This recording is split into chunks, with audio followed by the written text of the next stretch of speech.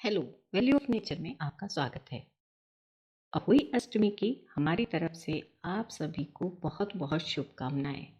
आप सभी के बच्चों पर अहोई माता की कृपा हमेशा बनी रहे। अहोई अष्टमी के दिन श्याऊ माता की माला पहनी जाती है।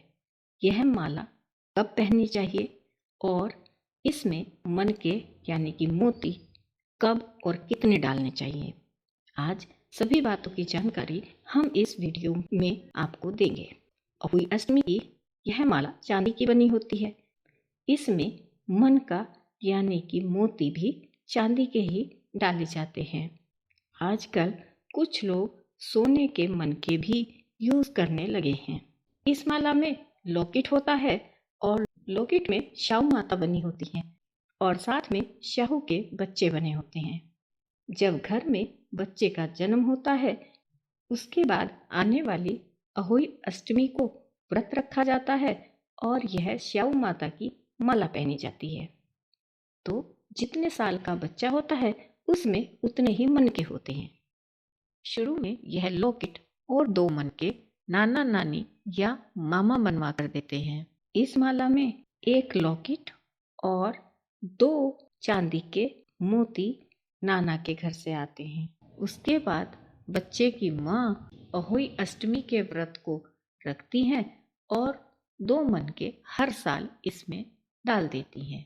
1 मन का एक साइड और दूसरा मन का दूसरी साइड। दोनों मन के एक साइड नहीं डाले जाते हैं, एक साइड 1 मन का और दूसरी साइड दूसरा मन का डाला जाता है। अगर आपकी संतान 1 साल की हो गई है और आप अब माला बनाना चाहते हैं तो आप इसमें 2 मोती पिछले साल के और 2 मोती इस साल के इस अहोई अष्टमी पर व्रत करके डाल सकते हैं। यह लॉकेट और मोती सभी सुनारों के यहाँ आसानी से मिल जाते हैं और मोती का साइज छोटा और बड़ा दोनों मिलते हैं। आपको जो भी पसंद हो आप उसमें यूज कर सकते हैं। अगर आपको यह लॉकेट थोड़ा हैवी बनवाना है तो आप ऑर्डर देकर बनवा सकते हैं। अब अगर आपके यहाँ दूसरी संतान होती है तब क्या हम दूसरी माला बनाएंगे? नहीं जी नहीं, दूसरी संतान के लिए हमें दूसरी माला बनवाने की आवश्यकता नहीं है, क्योंकि जब दूसरी संतान पैदा होती है तो उसके जन्म के बाद जो भी अहोई अष्टमी आती है उस अहोई अष्टमी को बच्चे की माँ व्रत रखती है और माला में 4 मोती डाल देती है, 2 पहली संतान के नाम के और 2 दूसरी संतान के नाम के जो इसी साल पैदा हुई है। लेकिन इसके बाद जो भी अहोई अष्टमी आती रहती है हम 2-2 मन के ही डालते रहेंगे। इस प्रकार हमें 2 माला बनवाने की आवश्यकता ही नहीं पड़ती है। यह श्याऊ माता की माला आशीर्वाद के रूप में पहनी जाती है। अहोई अष्टमी वाले दिन इस माला का पूजन करके इसे पहना जाता है। अब अगर आप बहुत सालों से माला पहनते आ रहे हैं और इसके मोती काले पड़ गए हैं या खराब से लगने लगे हैं तो इस माला के मोती बदले नहीं जाएंगे, बल्कि आप इसे घर पर ही साफ कर लें या फिर सुनार पर साफ करवा लें। लेकिन इन मोतियों को नहीं बदलना चाहिए, चाहे ये काले पड़ जाए या खराब लगने लगे। जो मोती आपने पहले डाल दिए थे वे मोती ही ऐसे के ऐसे ही पड़े रहने देना चाहिए। यह लॉकेट व मोती कलावे में डालकर माला बना ली जाती है या फिर रेशमी धागे को भी माला बनाने के लिए यूज किया जा सकता है। अब बात कर लेते हैं कि यह माला कैसे पहने। इसके लिए आप अहोई अष्टमी के दिन सुबह को इस माला को साफ कर लें। माला को साफ करके इसमें अपने नए 2 मन के डाल दें। फिर इस माला को दूध, दही और गंगा जल से स्नान करा लें। उसके बाद शाम को जब हम पूजा करेंगे तब करवे पर इस माला को पहना देंगे। इस पर रोली या हल्दी और चावल से तिलक करके मीठे का भोग लगा देंगे।